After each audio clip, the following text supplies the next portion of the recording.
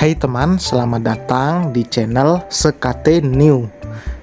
Jangan lupa pada teman-teman untuk like, komen, dan subscribe supaya tidak ketinggalan update dari channel ini.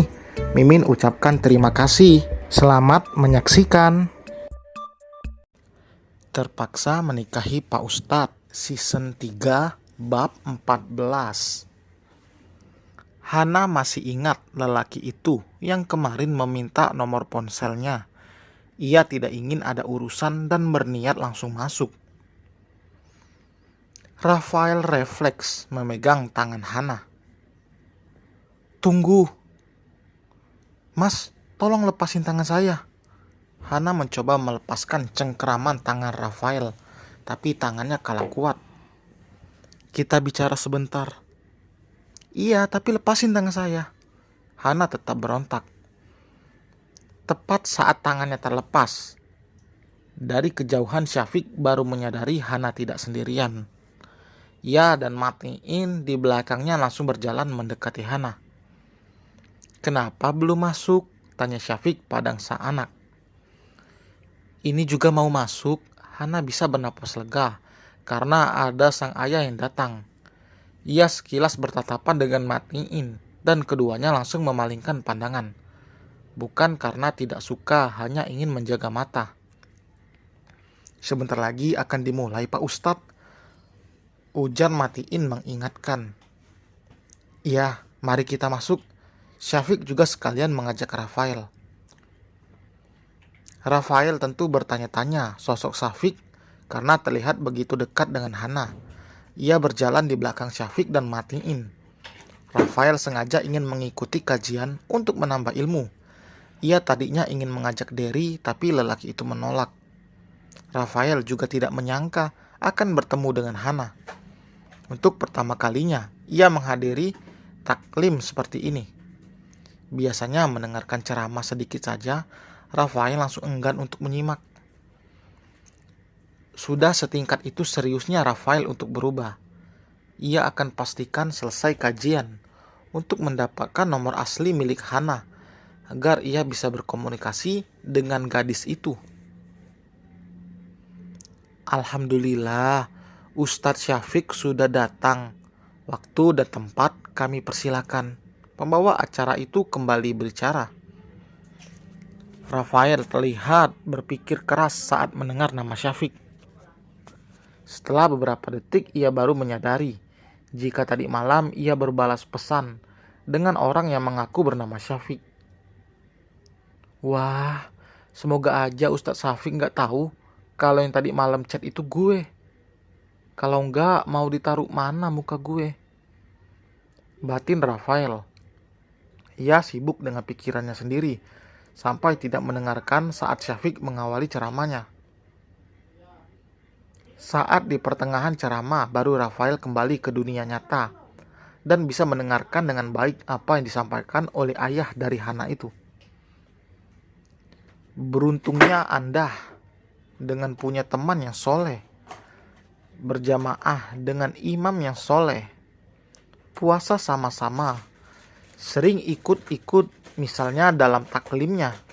Masya Allah, maka tiba-tiba Anda dikenal oleh dia, diingat oleh dia di akhirat. Di akhirat nanti tidak ditemukan Anda, dia akan mencari. Ya Allah, dia teman saya, dia kawan saya, dia saudara saya. Kami pernah taklim sama-sama ya Allah. Kami pernah puasa sama-sama ya Allah. Mohon jangan pisahkan ya Rob." Jika ditemukan teman seperti itu, cepat cari mumpung masih hidup. Sebab kalau sudah kehidupan itu berakhir, tidak mudah untuk menemukannya. Pastikan di lingkungan Anda, teman Anda bisa membawa Anda ke surga. Pastikan di rumah Anda, pasangan hidup Anda adalah teman yang bisa membawa Anda ke surga. Pastikan juga tetangga Anda, kerabat, teman-teman, anak Anda adalah teman yang bisa mengingatkan dan membantu Anda untuk mencari Anda bisa masuk ke dalam surga. Rafael merasa tertampar. Ia merasa harus jadi teman yang baik jika memang ia tidak memiliki teman baik yang menuntunnya. Ia harus lebih banyak berdekatan dengan orang-orang soleh, seperti apa yang dijelaskan oleh Syafiq. Dan pemuda itu semakin yakin untuk menjadikan Hana pendamping hidupnya. Apalagi tahu Hana dari keluarga baik-baik. Dan saya mohon pada Anda semuanya, tolong ingat ini ya baik-baik. Kalau nanti di akhirat, Syafiq mengantungkan perkataannya dengan mata yang berkaca-kaca dan melanjutkan dengan suara yang bergetar. Anda tidak temukan saya di surga. Tolong ingatkan kepada Allah. Saya pernah ada di sini, di masjid ini bersama kalian semua.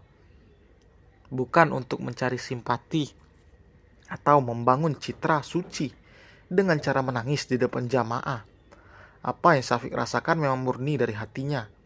Ia hanya manusia biasa yang belum tentu bisa masuk ke dalam surga. Ceramah itu terjeda saat waktu masuk azan Isya dan akan dilanjutkan lagi setelah sholat dengan sesi tanya jawab. Untuk lebih adil, panitia memberikan kertas pada setiap orang yang ingin bertanya, dan nantinya Syafiq akan mengambilnya secara acak. Rafael juga diam-diam ikut karena memiliki banyak pertanyaan. Ia tentu tidak akan mencantumkan namanya karena ini bukan ujian sekolah. Sembari menunggu kertas-kertas pertanyaan itu dibawa ke depan, Syafiq istirahat sebentar. Ia memperhatikan sosok Matiin yang masih setia di sana. Kita maju ke sesi tanya jawab ya. Tapi mohon untuk yang pertanyaannya belum bisa terjawab. Afwan Ustadz. Pembawa acara itu memberikan kertas-kertas berisi pertanyaan pada Syafiq. Syafiq mengambilnya dengan acak lalu membacakannya. Assalamualaikum Ustadz. Saya perempuan umur 18 tahun, lulus SMA. Saya dari keluarga sederhana.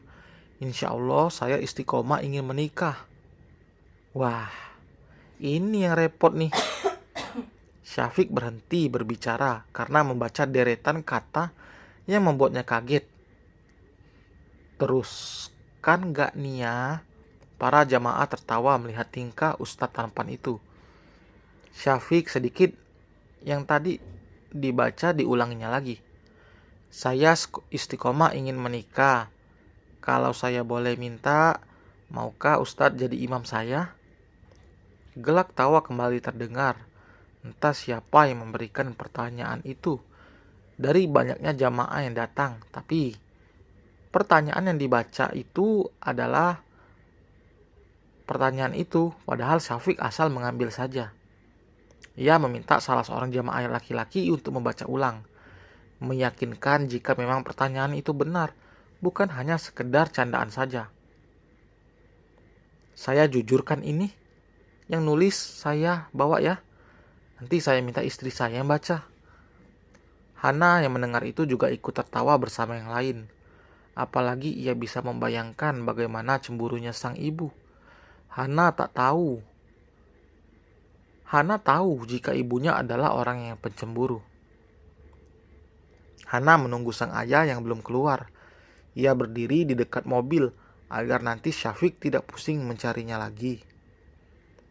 Abi lama banget sih. Hana mulai bosan, apalagi ia tidak membawa ponsel. Ia hanya melihat sekitar. Para jamaah yang satu persatu mulai pulang. Salahnya ia tidak meminta kunci mobil. Seharusnya Hana sudah bisa menduga jika ayahnya pasti tidak akan langsung pulang. Untuk menghormati yang mengundang, Syafiq pasti ngobrol untuk sedikit basa-basi. Rafael merasa hari ini adalah keberuntungannya karena masih bisa melihat Hana. Tanpa membuang waktu, ia mendekati gadis itu, membuat Hana merasa risih karena melihat sang ayah yang belum juga datang. Sekarang, udah bisa dong kita bicara. Pengajiannya kan udah beres, ujar Rafael. Tolong bicara yang singkat dan jelas. Waktu Mas cuma sebentar. Hana berucap tegas tanpa menatap Rafael. Aku mau kenal sama kamu. Mau lebih dekat sama kamu, ucap Rafael. Maaf mas, tapi saya nggak pacaran. Saya permisi. Kalau bukan pacaran, berarti kamu mau jadi istri aku. Kalau memang berani, langsung bicara pada abi saya, tantang Hana. Ia berpikir jika orang seperti Rafael hanya bisa bicara saja tapi nyalinya ciut. Oke,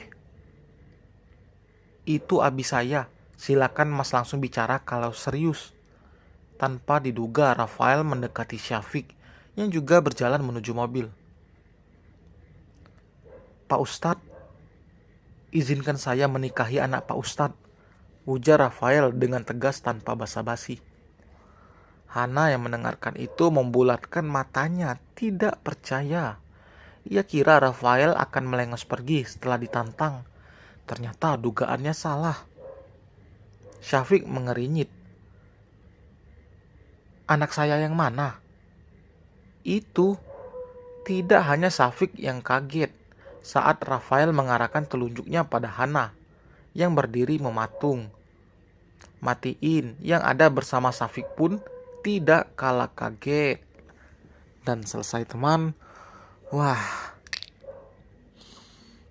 sama-sama dilamar oleh Matiin. Kali ini dilamar oleh Rafael. Tulis di kolom komentar, kalian kira-kira bagusnya Hana pilih lamaran Rafael atau Matiin ya? Tulis kolom komentar. Like, komen, dan subscribe. Sampai berjumpa di bab berikutnya. Bye.